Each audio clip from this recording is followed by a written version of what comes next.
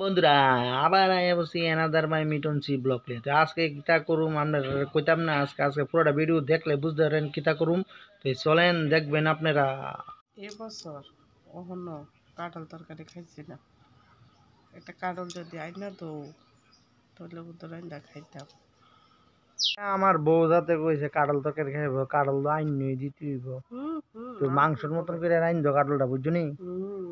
রান্তার পানি টেস্ট করিয়া রান্ধু মহলে টেস্ট যদি নাও আমার কিছু করার নেই। ঠিক আছে, আগে রাইন্দা খাওয়াইও। কাঁঠাল কাঁঠাল আনছি, ওই নৌ কাঁঠাল। আরে বাবারে এত বড় কাঁঠাল, এইটা তো দিয়া পুরা গ্রাম খাওয়া লাইতে রে মামি। রে কাঁঠালটা বড় না, এটা দিয়ে তো আমারই তো না তোমার খাওয়া মুখের থেকে।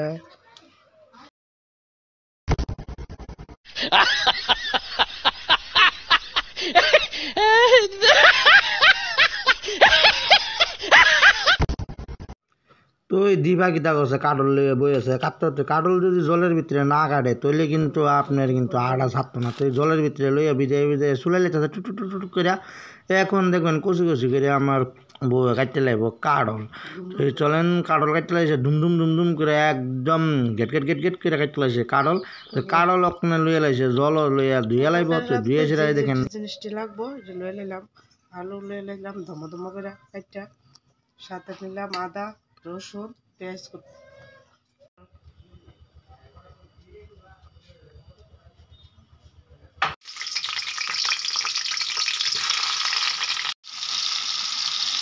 দিয়ে একবারে লাল লাল করে ভাজলাম। বদ্ধ করে দাও,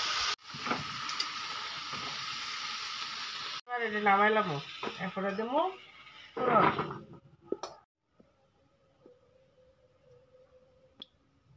এবার দেবো দুটা শুকনো লঙ্কা, গোটা শুকনো লঙ্কা, গোটা তেজপাতা।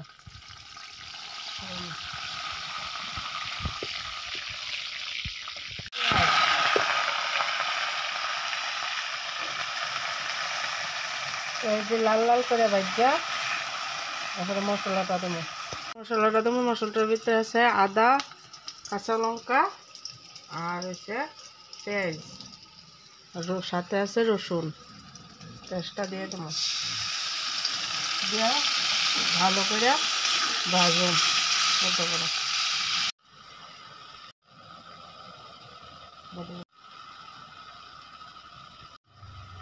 মতন লবণ আর সাথে আছে এইটা হয়েছে, তো এখন চিনতে পারেননি, এটা হচ্ছে সিমের বিচি।